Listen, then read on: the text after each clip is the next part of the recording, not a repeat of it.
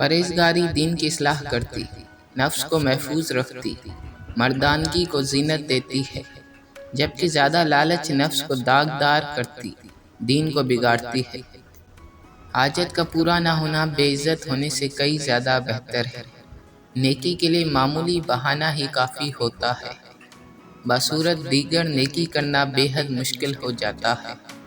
اللہ تعالیٰ کی عظمت کے سامنے جو مخلوق کے چہرے عاجزی ظاہر کریں، ان کے دل اس کے خوف سے خائف رہتے اور ان کے نفوس اس کی رضامندی حاصل کرنے میں الگ ہو جاتے ہیں۔ راہ سلوک کے سارے مسافروں کو ہوا کی طرح رہنا چاہیے، جو پھولوں میں سے گزرتی ہے اور کانٹوں سے بھی گزر جاتی ہے۔ زیتون کے پتوں کو کچل کر ململ کے کپڑے میں دبائیں اور رس نکل آئے تو اس میں شہد ملا کر رات کو 3 قطرے کان میں ڈالیں، کان ٹھیک طرح سے سننے لگیں گے۔